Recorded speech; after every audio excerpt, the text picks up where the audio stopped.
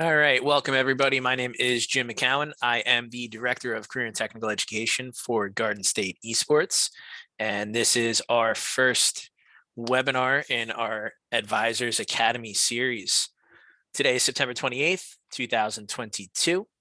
We are going to start by going over a quick overview of a couple of the more important things that we have going on at Garden State Esports. First being an overview of our website and our new GSE portal. All right, so for those of you that do not know, right now we are in a transition going between our Garden State Esports homepage at gsesports.org, which will start to transition a little bit more and integrate a little bit more with our new GSE platform, the GSE portal.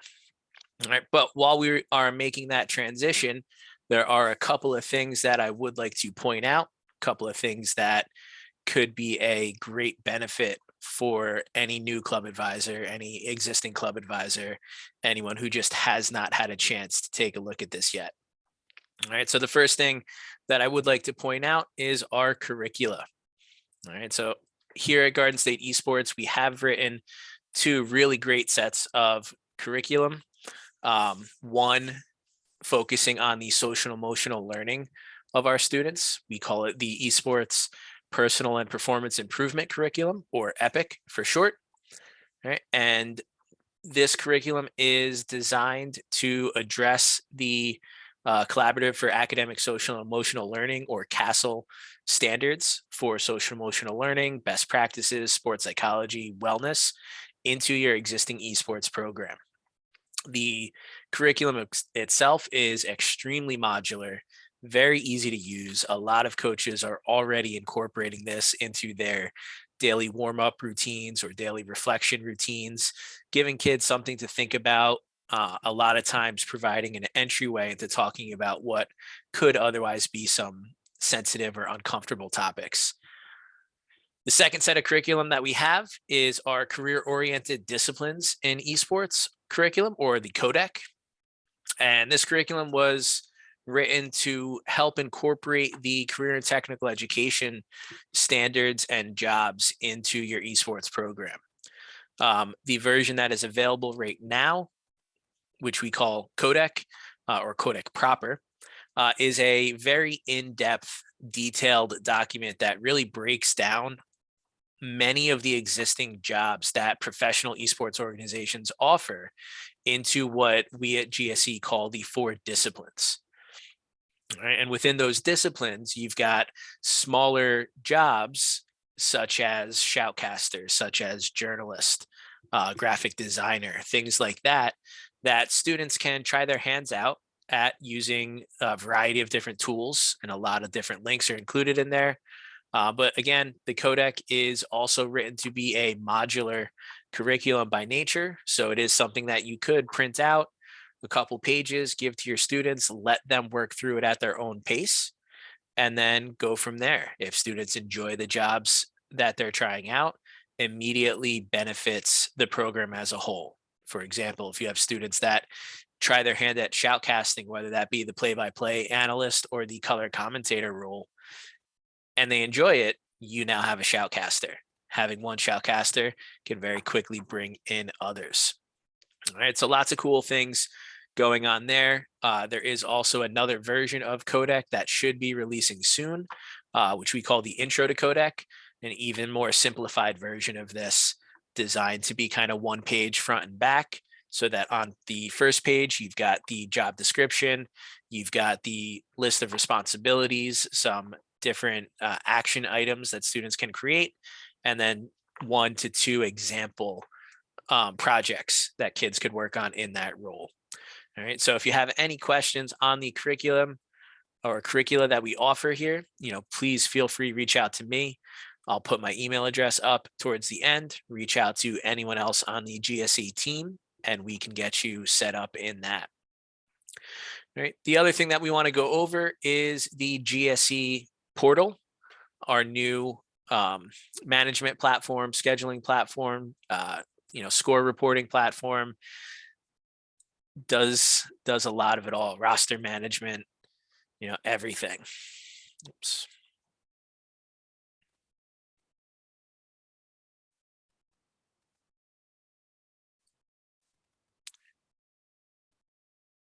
Wrong account.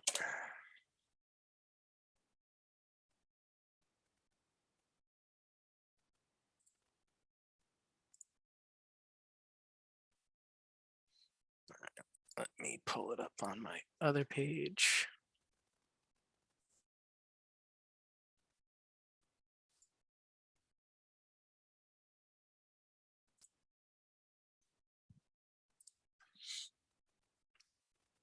All right. So once we log in, you'll see that the GSE portal allows you to log in with either Google or Microsoft. If you are not registered, please reach out to us. We will help you get registered. We manually input your school email address into the platform so that you can log in seamlessly with either your Google or Microsoft accounts. All right, once you log in, go to the team login up in the upper right hand corner, right? And you will be brought to your dashboard page. Right, on your dashboard page, you will see upcoming seasons that you can register for. All right, here on my dashboard, you can see that the 3 contender league seasons are all that I can register for. My team, Hapakon High School, up in northwestern New Jersey, is already registered for our 3 championship seasons. All right, but below the register, you've got your upcoming matches. All right, and this will list, 5, maybe 6, depending on the size, but usually about 5 upcoming matches. You'll also see that it has the report score built right in here. All right, and then you've got the opponent coach contact information on the right hand side as well. All right, so you'll be able to very easily get in touch with the other coach if necessary. Once you've played that match, report the score. All right, and keep in mind, both coaches will need to report the score so that we can verify that the reported scores match.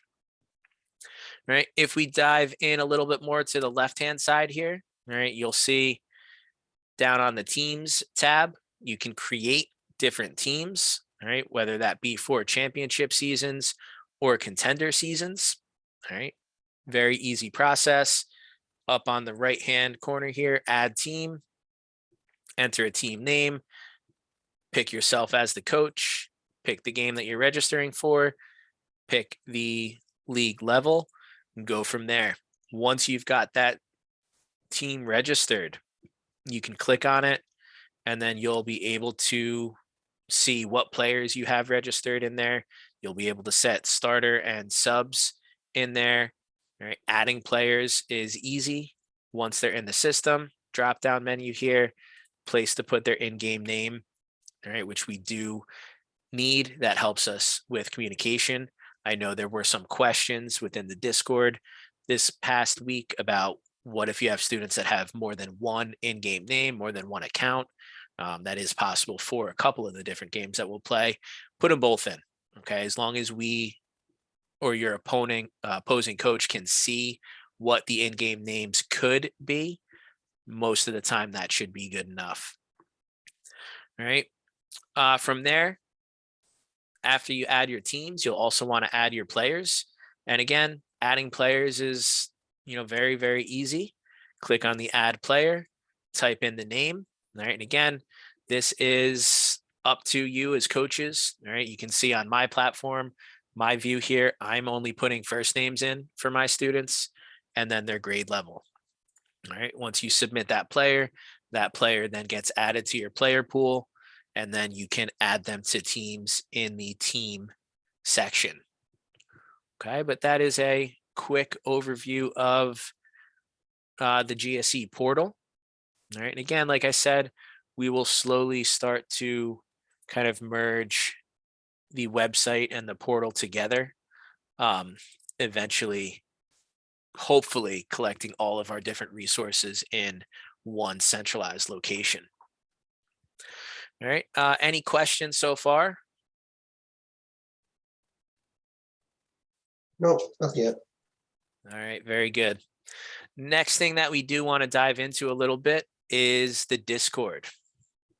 All right. So I know There are a lot of us that are already in the Discord. There are some of us that have not made our way there quite yet. All right. But within the Discord, all right, if you don't have the invite code, again, reach out to one of us, Chris, me, anyone on the GSE team, and we can get you that invite link. All right. But in the Discord, the way we have our channel set up is you'll have, your basics sections in the welcome section here, arrivals, rules. You'll have to acknowledge the rules, roles and introductions, introduce yourself, tell us who you are. We'll then assign your corresponding roles from there. General chat, questions, tech support, looking for scrimmages. All right, and then we break it down into our championship and contenders seasons. All right. Now, one of the things that we do ask within the Discord server is for a naming convention. And you'll kind of see that on my view here. All right. You see me, Jim McCowan. I am part of the GSE team, but I'm also the coach for Hopakon High School. So on my nickname, I'm going to include both of those. All right. And changing your nickname within the Discord server is fairly easy. If you right click, all right, edit server profile, all right, you can then change your nickname right here. All right, first and last name and your school. All right, the other reason that we are asking all of our coaches and players to include their school name is it does make it easier for you to search for a coach. If for some reason a coach does not have their information on the GSE portal, right, you can use the search feature right up here, right, and look for, just about anything. All right. So if I look for Keyport, all right, Keyport High School, Chris, GSE's president, is the head coach of Keyport. As I type that in, you'll see that it starts to narrow down the options. Okay. So anything with Key, and then keep going, I get Chris. And that'll work for a lot of different things within the server. If a first name, all right, I'll look for Tracy Sellers, Barnegat's head coach. If I type in her first name, that'll come up. All right, so this will make things quite a bit easier if you are trying to contact an opposing coach, having a little bit of difficulty getting in touch with that coach. Using the Discord, using the search feature can definitely make that a bit easier. All right, Mike, we still good? Yep. All right, very good. From there, if we take a look at the agenda, what we've got next are a couple, not new announcements per se, but a couple things that we do want to continue to plug. First being our Stockton courses.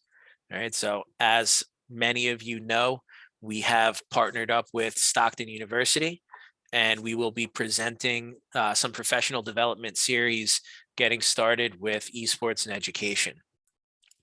A lot of the GSE team members, along with some Stockton professors, will be presenting this series and talking about a lot of different topics. All right, so you can see the dates here. Pretty much I believe that's every Wednesday in October, there will be a session of some sort after school from about 3:30 to 4:30. All right, but the first section really kicks off getting your program started, the why of esports and education, and then changing the perceptions and working with stakeholders. How do we get from esports is just playing video games to esports is a varsity level athletic type program? All right, the following week, 2 weeks from tonight, would be SEL in esports, so social emotional learning. All right, and that'll be talking about a lot of the things that our EPIC curriculum talks about as well.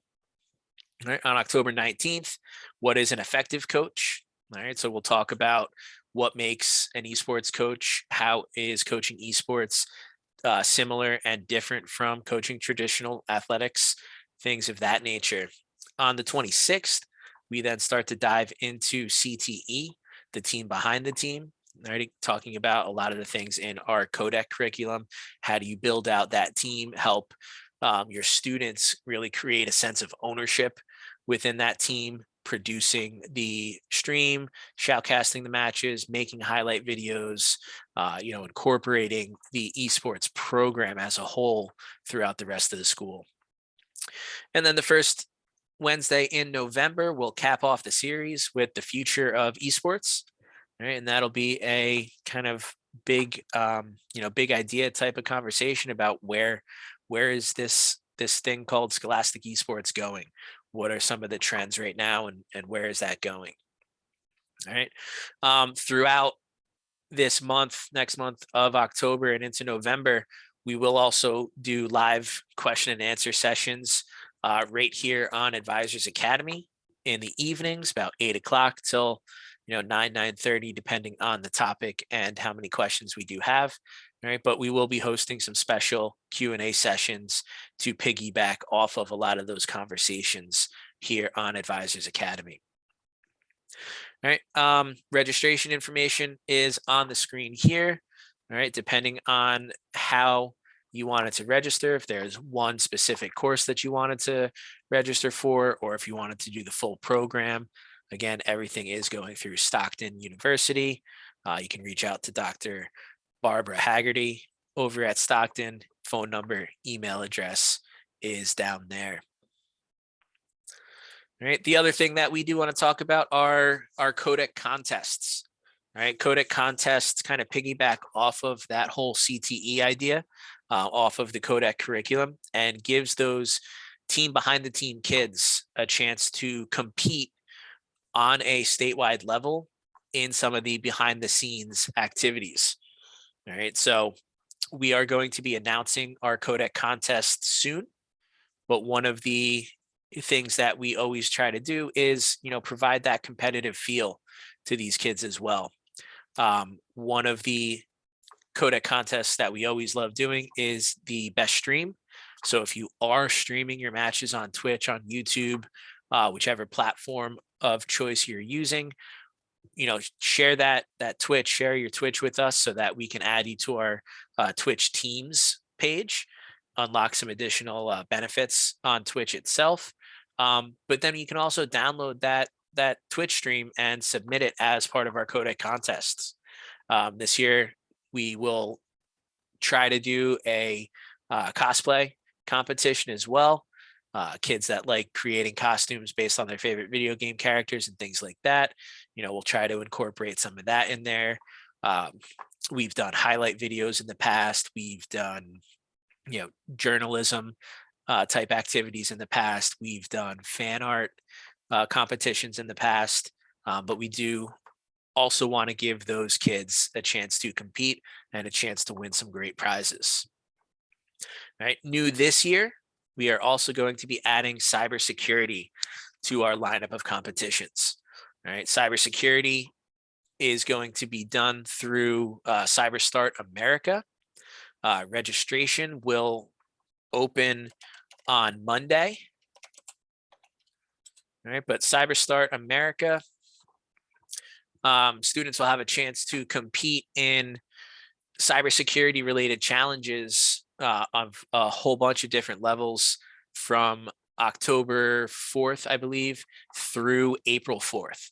All right. And, with this program with NJ Cyber, we will also allow students to compete on multiple different levels within this competition. Students that are interested in register, schools that register will compete not only nationally and globally with other schools across the country that participate in CyberStart America, but they'll compete against New Jersey schools and against Garden State Esports schools specifically. Lots of great prize opportunities, but one of the very, very cool things about CyberStart America is that your top scoring students may be invited to apply for a college scholarship through CyberStart America. All right. So with this, there are a couple different levels that would need to be met within the program, but very good opportunity for students that think they may be interested in computer science, in cybersecurity, to compete statewide, GSE wide, nationally even globally in some instances, but also compete and earn themselves a chance at winning a scholarship. All right, so we will send out some more information on that next week once registration opens. The way the process will work is students will register and then have to join our Garden State Esports group within the platform. So once registration opens, I'll create that group and then we'll send out that announcement so that students can register. Being in that group is how we at GSC will be able to track your students and see who's competing and who is, at the top of the leaderboard and things like that. Any questions on Stockton, Kodak, or cybersecurity? So for the Stockton course, I saw something that said something along the lines of, I forget what the acronym was, but something along the lines of hours. What were, the ETTC hours? What are those? It's like continuing education credits. I believe those will be able to be used for professional development hours through Stockton University. If you choose to do that, I believe that is how they're kind of going about that. I forget offhand what ETTC stands for, to be honest, but I believe it will be able to be used towards your 20 hours a year of professional development that teachers need to get. Okay, so would I have to clear that with my district first? That's probably going to differ from district to district. I would imagine if you are going to get the district to pay the registration fees, then that will likely need to be approved ahead of time. But if you are just going to credit those hours at the end of the year, you may not need to get that approved ahead of time. But that's probably going to be different from district to district.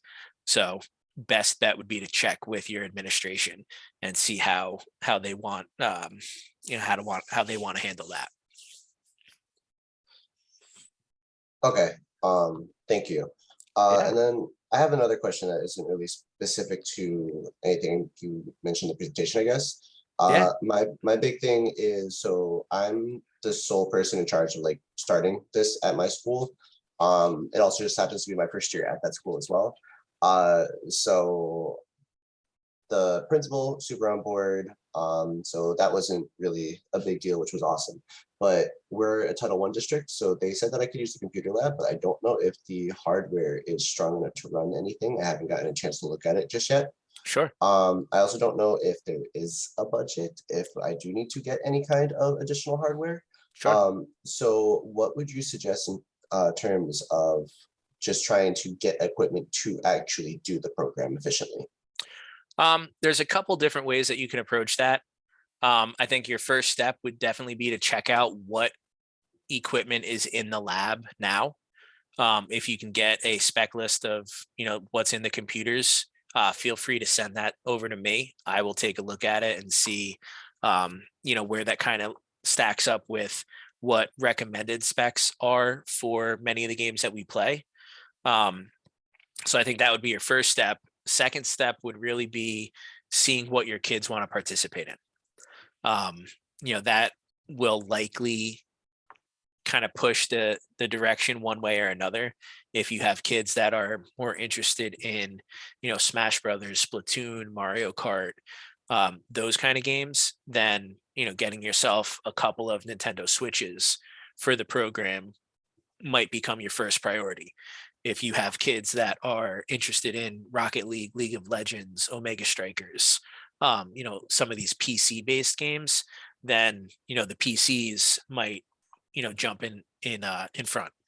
In terms of funding, again, that's likely going to differ from school district to school district, and how you kind of pitch the program itself. I know for me at my school, when I started the program a couple of years ago, we were also rebuilding our computer science program. I was coming up, I was at the middle school for the past few years at that time, coming up, kind of restarting our computer science program, building that out. And then with that, we just piggybacked esports off of that. So when we started specking out new machines for the computer science program, we made sure that those machines would be capable of esports as well. Okay, that makes sense. I haven't, like I said, I didn't get a chance to look at the exact specs just yet, but from what I saw, just very briefly glancing at how what they were being used for, I don't think the specs are anything crazy because I don't think we have any kind of like graphic design or video editing or any of Sure, those more intensive electives. sure. Um, I was thinking about trying to pitch it in the same way because I do know my admin are looking for new pitches for new electives, but obviously that isn't going to be a short-term solution. That's going to be more of a next year, year after kind of thing. Right, right. Um, so I don't know if you have any suggestions for more of like a short-term, like just get it off the ground kind of thing, or Again, I think that's going to kind of depend on what individual titles your kids want to participate in. Um, if it's Rocket League, one of the great things about Rocket League is how cross-platform it is. So even if you start off getting, an Xbox or something like that, so that the kids can play Rocket League that way, that might be possible. Depending on what your district's rules are with bring your own devices, maybe a handful of kids have gaming laptops at home that you could have conversations with their parents about bringing and utilizing after school for esports.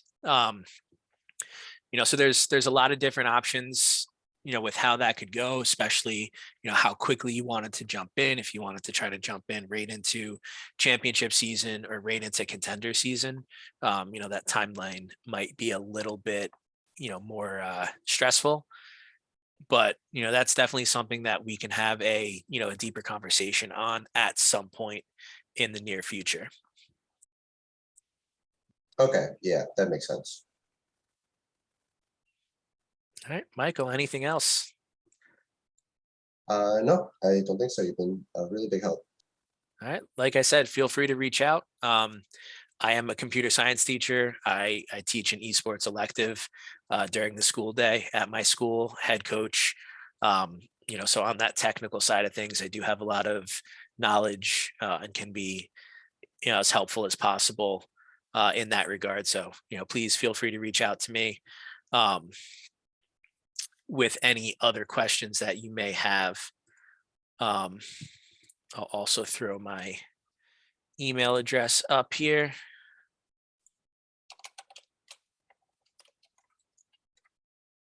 So if you do, come up with any other questions, by all means, feel free to reach out. Any questions that you may have, I will either, answer it myself or kind of direct you in the right direction. When you do get to the point where you're looking to purchase some items, we can also help get you in front of some of our partners, to help you get some of that equipment in hand as well. Okay, awesome. Thank you so much. Not a problem. My pleasure. Michael, thank you for joining us. Everybody else watching the video on demand, thank you for joining. And like I said, if you guys have any questions, please do not hesitate to reach out, email, Discord, however you would like to reach out, feel more comfortable. We can set up a phone call if necessary, but please reach out. Everyone on the Garden State Esports team would love to help you out, get you involved, get your programs up and running as quickly as we can. Thanks for joining. We'll see you guys next week after our first Stockton course for a recap and Q&A. Thanks, everybody. Have a great night.